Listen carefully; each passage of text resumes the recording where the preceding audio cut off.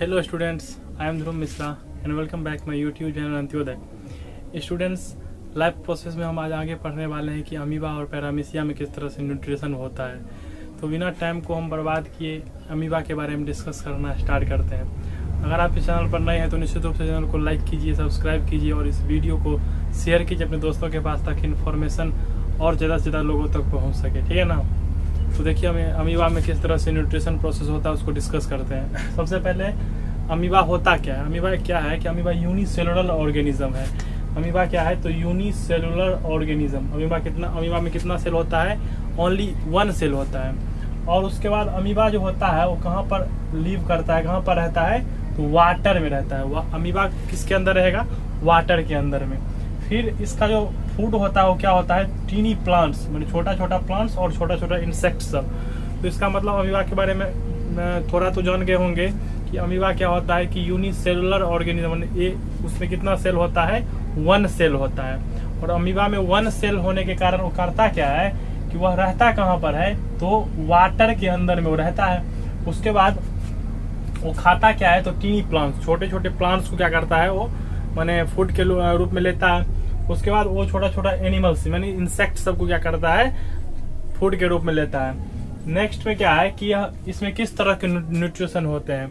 जैसे कि न्यूट्रिशन के मोड के बारे में पढ़ चुके हैं कि होलोजोइक, सेप्रोफाइटिक, पैरासाइटिक, ये न्यूट्रिशन सब पढ़े हैं ऑर्गेनिज्म में होता है। तो अमीबा में किस तरह से न्यूट्रिशन का प्रोसेस होता है तो अमीबा में जो प्रोसेस होता है न्यूट्रिशन का, उस प्रोसेस का नाम क्या है? Holozoic process. मतलब होलोजोइक जैसे हम लोग 5 स्टेप में क्या करते हैं न्यूट्रिशन करते हैं, उसमें कौन कौन सा प्रोसेस आता है देख रहे हैं ना कि इंजेक्शन आता है, उसके बाद डाइजेशन आता है, एब्जॉर्प्शन आता है, एसिमिलेशन आता है और इजेशन आता है। ये सारा प्रोसेस 5 स्टेप मिला के क्या होता है एक ह्यूमन बीइंग या फिर इस टाइप के जो ऑर्गेनिज्म होते हैं उसमें न्यूट्रिशन का प्रोसेस होता है। तो अमीबा में भी क्या होगा कि यह भी होलोजोइक प्रोसेस से ही क्या करेगा न्यूट्रिशन तो करेगा। लेकिन इसमें होगा क्या कि होलोजोइक प्रोसेस में 5 स्टेप को ये फॉलो करेगा। अमीबा एक ऐसा स्पेशल होगा यूनिसेलुलर जिसमें क्या होता है कि 5 स्टेप जो होता है न्यूट्रिशन का वो 5 स्टेप क्या करेगा फॉलो करेगा। तब जाके अमीबा और पैरामीशिया दोनों में न्यूट्रिशन प्रोसेस होगा। उसके बाद हम क्या देखेंगे कि जैसे ही अमीबा के पास फूड आता है कि अमीबा के पास फूड आने के जस्ट बाद ही उसमें क्या होता है एक फिंगर लाइक स्ट्रक्चर बनता है। देख रहे हैं ना। सबसे पहले तो जैसे ही अमीबा के पास फूड आया है तो क्या बना लिया है? Finger like structure. और फिंगर लाइक स्ट्रक्चर को क्या बोला जाता है? स्यूडोपोडिया। और स्यूडोपोडिया वो मतलब अमीबा का शेप भी क्या होता है? इरेगुलर शेप का होता है। उसका कोई शेप फिक्स नहीं होता है कि नहीं वो उसका माउथ ऐसा होगा, उसका मतलब टंग्स ऐसा होगा, उसका डाइजेस्टिव सिस्टम ऐसा होगा, ऐसा कुछ नहीं होता है। उसका जो होता है कि पूरा सिस्टम इरेगुलर होता है, लगातार चेंज होता रहता है। जैसे फूड आया उसके पास तो अपने हिसाब से वो सेट कर लेगा कि हमें किस तरह से अपने आप को रखना है। तो फूड आते ही जैसे उसके पास फूड आया है ना तो अपना वो फिंगर लाइक स्ट्रक्चर बनाएगा जिसको क्या बोलेंगे? स्यूडोपोडिया। इसके अंदर न्यूक्लियस भी होता है और साइटोप्लाज्म भी होते हैं। ठीक है ना। उसका फूड जैसे ही अंदर जाता है तो उसके बाद वो क्या बनाता है? फूड वैक्यूल्स बनाता है। यह क्या है? यह टेम्पररी मतलब स्टोमैक होता है। समझ रहे हैं ना। जैसे हम लोगों के अंदर में क्या होता है स्टोमैक होता है, उसी तरह से मतलब अमीबा में भी क्या होता है स्टोमैक होता है, लेकिन टेम्पररी होता है। इस फूड का डाइजेशन होगा और स्टोमैक गायब हो जाएगा। ठीक है ना। और अमीबा में जो टेम्पररी स्टोमैक बनता है उसको क्या बोलते हैं? फूड वैक्यूल्स बोला जाता है। आई होप समझ रहे होंगे आप लोग। उसके बाद क्या देखेंगे कि अमीबा में जब जैसे ही वो फूड को कैच कर लिया तो उसके बाद वो मैंने फूड वैक्यूल्स बनाया। और फूड वैक्यूल्स में क्या होता है कि उसका डाइजेशन होता है एक्स्ट्रा एंजाइम के थ्रू। तो अमीबा जो फूड मतलब अंदर लिया है उस प्रोसेस को बोला जाता है मतलब अमीबा को फूड लेना और छोड़ना माने वेस्ट को बाहर निकालना। इस दोनों प्रोसेस को कंबाइंडली बोला जाता है फाइगोसाइटोसिस। क्या बोला जाता है? फाइगोसाइटोसिस। यानी अमीबा फूड लेगा और जो वेस्ट मटेरियल बनेगा समझ मतलब डाइजेशन के बाद तो मेटाबॉलिक प्रोसेस के बाद क्या बनता है? कुछ ना कुछ वेस्ट तो बनता है। वो वेस्ट को जो अमीबा अपने बॉडी से बाहर निकालेगा। दोनों प्रोसेस को क्या एक साथ क्या कंबाइंडली क्या बोला जाएगा? फाइगोसाइटोसिस।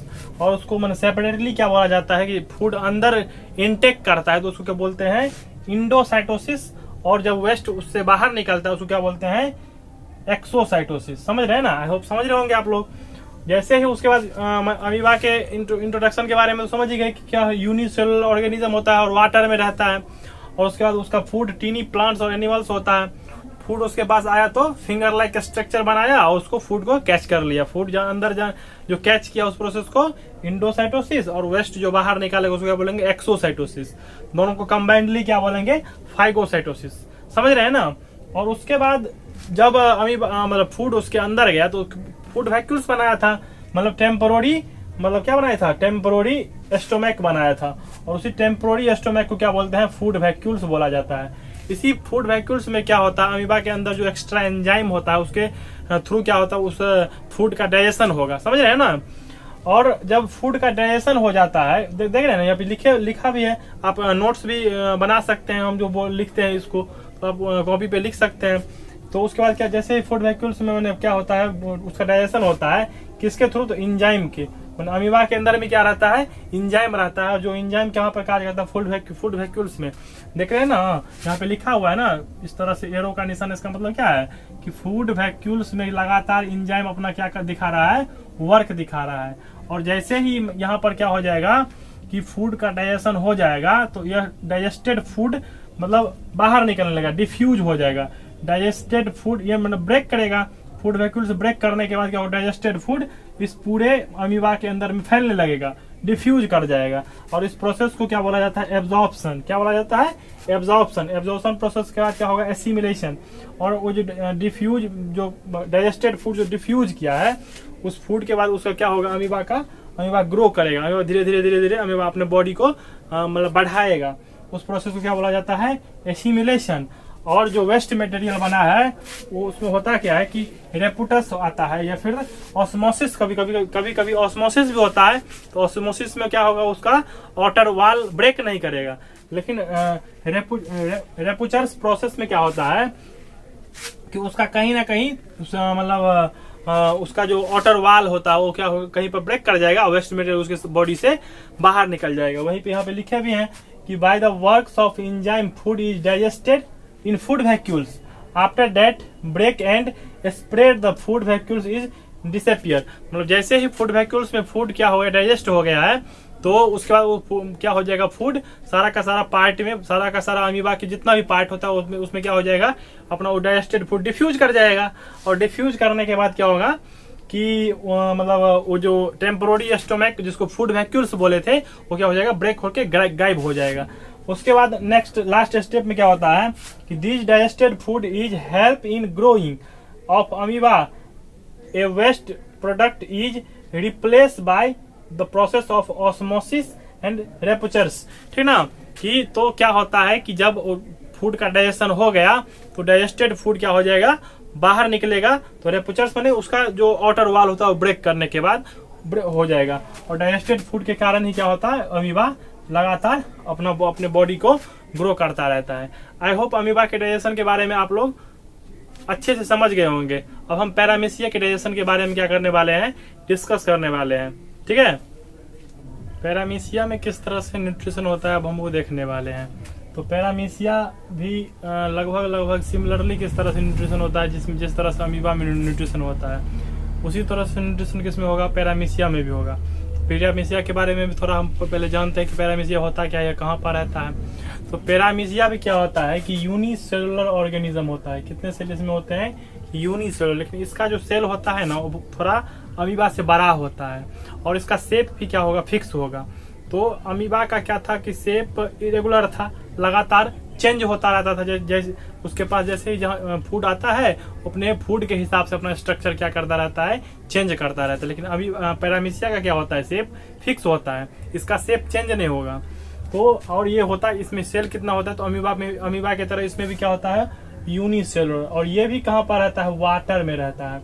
और इसका भी जो फूड होता है क्या होता है टीनी प्लांट्स और इंसेक्ट सब इसका फूड होता है। ठीक। उसमें उसके बाद होता क्या है कि मतलब पैरामीशिया का शेप क्या होता है स्लीपर शेप, लगभग चप्पल के जैसा स्लीपर चप्पल जो होता है उसके तरह से अमीबा का क्या होता है शेप होता है। ठीक ना। सॉरी पैरामीशिया का शेप होता है। उसके बाद क्या है पैरामीशिया के जो बॉडी पर क्या होता है बहुत सारा हेयर लाइक स्ट्रक्चर होता है। ये देख रहे हैं लगातार हेयर लाइक स्ट्रक्चर जो पैरामीशिया के बॉडी के ऊपर में है तो यही जो हेयर लाइक स्ट्रक्चर को बोला जाता है सीलिया, समझ रहे ना। तो सीलिया का वर्क क्या होता है कि सीलिया लगातार क्या करता रहता है, मूवमेंट करता है, इस तरह से लगातार क्या करता रहेगा, यह मूवमेंट करता रहेगा। और जैसे ही इसके पास फूड आता है तो इसके ऊपर में लगातार क्या निकलता रहता है, स्टिकी लाइक फ्लूइड निकलता रहता है, चिपकने वाला। और जैसे ही मान लीजिए यहाँ पर क्या आएगा, फूड आ गया, तो सीलिया के साथ क्या कर जाएगा, स्टिक कर जाएगा, चिपक जाएगा। और ये लगातार सीलिया जो मूवमेंट कर रहा है, इस फूड यहाँ से लगातार मूव करते करते करते करते कहाँ तक आ जाएगा, फूड कहाँ पर आ गया, इसके माउथ के पास। और इस माउथ को ही अमीबा के जो माउथ होता है उसको क्या बोला जाता है, तो फूड ग्लोब्स बोला जाता है। क्या बोलते हैं उसको, फूड ग्लोब्स। तो सीलिया का वर्क भी समझ गए, सीलिया उसको किसमें हेल्प करता है, वाटर में उसको मूवमेंट करने में भी। जैसे मान लीजिए कि यहाँ पर क्या है, फूड, और सीलिया पैरामीशिया कहाँ पे, यहाँ पर, तो फूड थोड़े यहाँ पे पैरामीशिया के पास चल के आएगा कि हमको खा लीजिए, हैं, ऐसा थोड़े होता है। पैरामीशिया को क्या करना पड़ेगा, फूड के पास तक जाना पड़ेगा। तो लगातार सीलिया के मूवमेंट से ही क्या होगा, फूड के पास तक वो पैरामीशिया पहुंच पाएगा। और पैरामीशिया पे लगातार क्या निकलता रहता है, फ्लूइड निकलता है, जिसका मतलब नेचर कैसा होता है, तो स्टिकी होता है, चिपकने वाला। जैसे ही इसके पास फूड आता है तो अपने आप में चिपका लेता है, लगातार मूवमेंट के थ्रू क्या कर लेगा, या क्या कर लेगा, उसके मतलब माउथ के पास तक आ जाएगा, इनकी फूड ग्लोव्स तक, और माउथ के थ्रू क्या हो जाएगा, फूड इंटर कर जाएगा। और सारा का सारा प्रोसेस उसी तरह से होगा जिस तरह से अमीबा में हुआ था, इंजेशन, डाइजेशन, एब्जॉर्प्शन, एसिमिलेशन और इजेशन। वही 5 स्टेप जिस तरह से उसमें, इसमें भी क्या बनेगा, फूड वैक्यूल्स बनेगा। पैरामीशिया में भी क्या बनेगा, फूड टेम्पोररी स्टोमक जिसको बोलते हैं, और टेम्पोररी स्टोमक में क्या होगा, उसका फूड का डाइजेशन होगा। और सारा का सारा प्रोसेस उसी तरह से होगा, जब डाइजेशन का प्रोसेस कंप्लीट हो जाएगा तो फूड वैक्यूल्स क्या हो जाएगा, गायब हो जाएगा, और सारे बॉडी पार्ट में क्या हो जाएगा, डाइजेस्टेड फूड मतलब चला जाएगा, समझ रहे हैं ना। और उसका जो वेस्ट होगा, बस एक डिफरेंस क्या होता है इसमें कि अमीबा के इंटर पॉइंट कोई फिक्स नहीं था, पैरामीशिया के इंटर पॉइंट क्या होता है, फिक्स होता है। वो फूड ग्लोव्स के थ्रू क्या करेगा, फूड इंटर करेगा। और वेस्ट पार्टिकल भी अमीबा में क्या होता था, कहीं से भी रिलीज हो जाता था, लेकिन पैरामीशिया में क्या होता है कि उसको फूड वेस्ट पार्टिकल रिलीज करने के लिए भी एक उसी माउथ के थ्रू होगा, जिस माउथ के थ्रू क्या आया था, फूड आया था। आई होप आप लोग अमीबा और पैरामीशिया के बारे में समझ रहे होंगे। उसके बाद इसका शेप कैसा होता है, स्लीपर, ये तो बता ही दिए, ठीक ना। और इसका शेप भी क्या होता है, फिक्स होता है। और उसका शेप होता कैसा, फिक्स होने के बाद स्लीपर शेप का होता है। आई होप अमीबा और पैरामीशिया के बारे में अच्छे तरह से आप लोग क्या कर गए होंगे, जान गए होंगे। मिलते हैं फिर नेक्स्ट वीडियो में, किसके लिए, किसमें डाइजेशन, तो ह्यूमन बीइंग में किस तरह से डाइजेशन का प्रोसेस होता है। Thank you.